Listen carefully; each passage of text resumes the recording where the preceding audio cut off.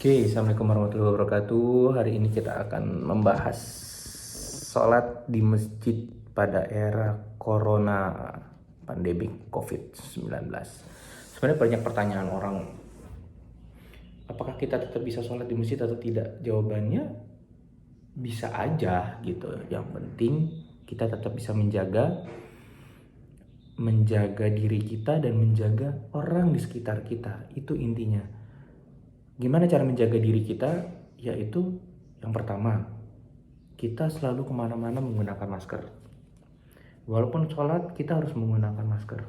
Maskernya kalau bisa jangan masker bedah ini ya. Ini masker bedah saya dapetinnya di rumah sakit. Jadi memang saya sengaja pakai terus karena sayang, harganya cukup mahal sekarang. Jadi masker bedah ini hanya ada di rumah sakit kalau bisa. Jadi teman-teman pakai masker apa? Beli aja masker kain, bikin. Pakai masker kain nggak apa-apa. Memang dia kuman masih bisa masuk, tapi masker kain itu bisa menahan droplet apabila kita batuk ataupun kita bersin. Jadi intinya kita pakai masker ini bukan melindungi diri kita, tapi kita melindungi orang sekitar kita dari kita.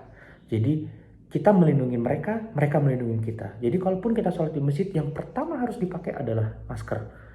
Tidak ada tawaran lagi. Apabila ada yang batuk di masjid, apa demam ataupun batuk, sebaiknya langsung pulang. Dan petugas masjid tidak memperbolehkan mereka untuk sholat jamaah di masjid, karena takutnya bisa menularkan. Yang tidak batuk, yang tidak demam, tetap di situ harus menggunakan masker. Karena ada beberapa pasien-pasien corona, dia tidak mempunyai gejala apapun, sehat luar biasa. Tapi droplet, ludah, ataupun bagaimana kita tidak bisa menjaga. Makanya dia diharuskan ataupun diwajibkan untuk tetap menggunakan masker. Terus bagaimana lagi yang lain, yaitu baju. Baju yang kita pakai untuk ke masjid, itu setelah sampai di rumah itu tidak boleh digantung, tapi langsung kita cuci, masukin ke kain cucian, tempat cuci, dan kita sebisa mungkin untuk mandi. Karena setelah kita keluar, kalau di era sekarang ini, kalau bisa setelah dari luar kita sampai rumah harus mandi. Untuk menjaga diri kita, menjaga keluarga kita. Lalu cuci tangan. At least cuci tangan itu adalah yang terbaik menggunakan sabun. Lalu ada banyak pertanyaan sekarang, apakah chamber desinfektan itu ada pengaruh apa enggak? Logikanya begini, desinfektan itu yang pertama buat saya korosif banget.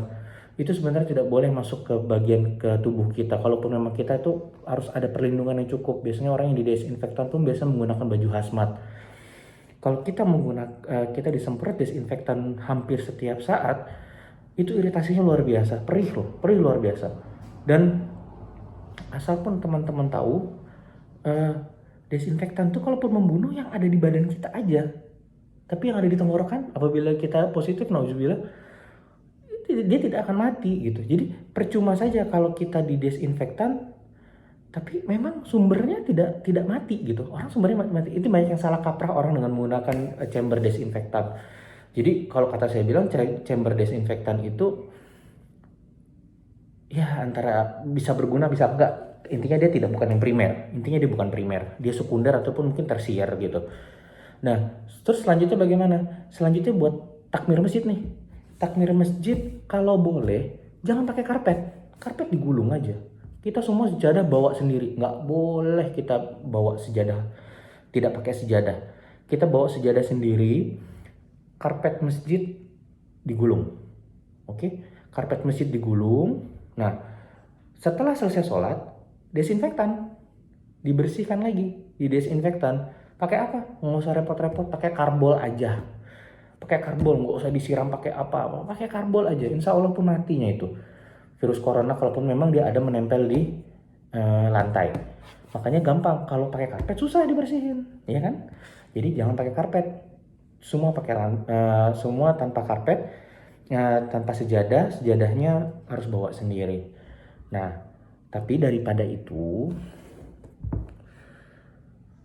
karena jujur aja corona ini banyak masih perdebatan apakah dia airborne ataupun hanya droplet aja. Jadi untuk memutus rantai infeksinya, kita tetap harus social distance. Nah, masalahnya social distance ini tidak bisa terjadi apabila kita sedang sholat. Makanya oleh dari itu, kalau saya membuat suatu penilaian, ini penilaian murni profesional tidak melihat agama.